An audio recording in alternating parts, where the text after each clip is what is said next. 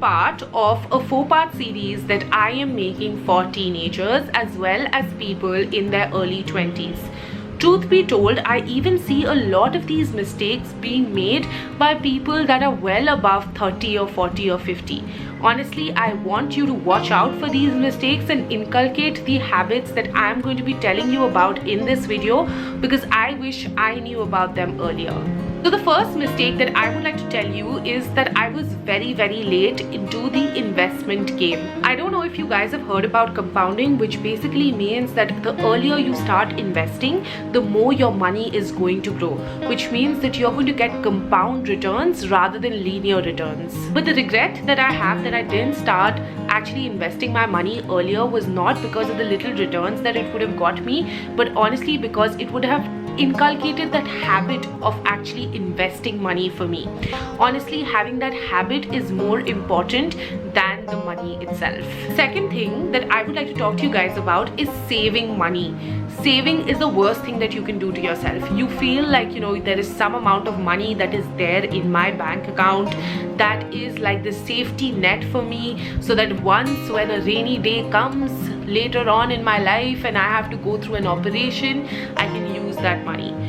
Honestly, if I would have taken that money and actually put it in an investment fund, it would have reaped so much more benefits than actually putting it in a bank account or making a fixed deposit. If you're someone that doesn't have a financial security or a safety net like your parents, and you feel like sometime if you lose your job and you'll need some money to survive, probably put the amount of money that you'll need for 2 to 3 months, but more than that should always be kept in an investment fund. When I mean an investment fund, I honestly do not mean that you need to invest it in mutual funds or in SIP or whatever. An investment can be something that you do for yourself. It may be something like a skill that you want to develop and you want to do an online class. If you are someone that needs tutoring for certain things, invest it in that. Invest it on experiences, something that you feel is going to last a long time for you. Invest it on things that you feel are quintessential for you. Maybe you want to buy a new laptop and that is going to really help you in order to grow your business. Do that. Investment should not be related with actually giving your money to someone. It should be spent on yourself the way you want to, because honestly, what else do you earn for? Unpopular opinion, but the next thing that I feel I made a money mistake in was not using credit cards and EMI options. Now, credit cards are a great way for you to get a lot of cash back, a lot of benefits. Also, they increase your credit score and your credit rating, which helps you get loans.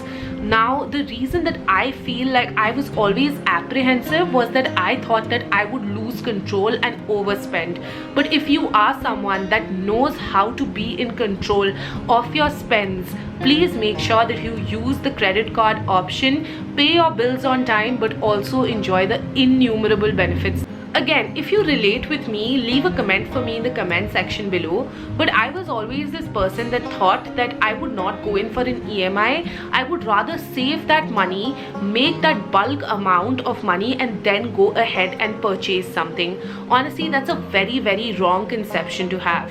There's something called time value of money that you should know about. Now, time value of money is the concept that a sum of money is worth more now than the same sum will be at a future date due to its earning potential in the interim date. So if you are someone that is wanting to actually buy a car, buy something that has a very big investment, rather than actually saving up to it, you can do an EMI option, because the EMI that you are going to pay is going to become lesser and lesser in terms of its buying value at a later point of time in the day than what it is today. I don't know about you, but honestly, at one point I was this person that would go to the shop and I would feel like, how many things can I buy with this 1,000 rupees or this 500 rupees? And honestly, that would make me very happy.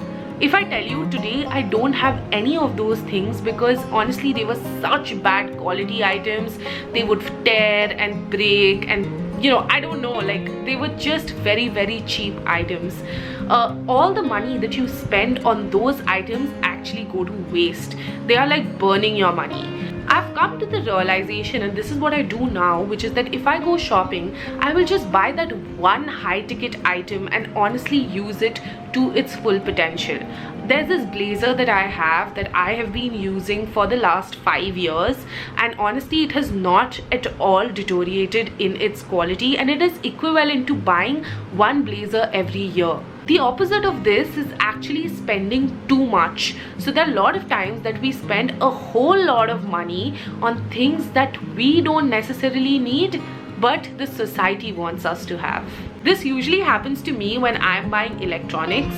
I usually tend to go overboard and actually go ahead and buy something that has the highest features, highest models, and I never use those features ever again. I feel like a question that you should be asking before making any purchase is, do I really want this, or does the society want me to have this? Do you guys know that Batman is actually my favorite movie? The Nolan ones. And I love all 3 parts, and that is the reason that this last money tip is going to be from Batman.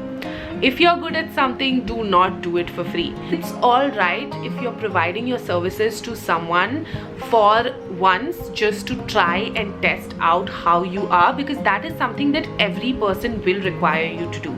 But if they are taking undue advantage of you, please stop. If they are making you do things again and again without paying you for it, please stop.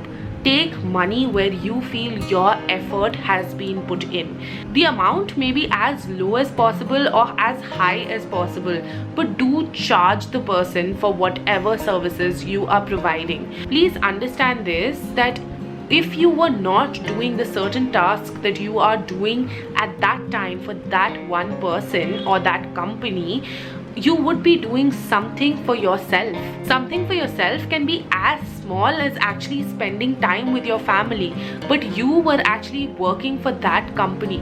So get paid for whatever services you provide. So make sure that you don't get conned, and make sure that you know where to draw the line between a free service and a paid service. Those were all the money mistakes that I made that I could think of. If there are more, I'm going to leave it in the comment section below. Do give this video a big like if you enjoyed it, and do not forget to subscribe to my channel.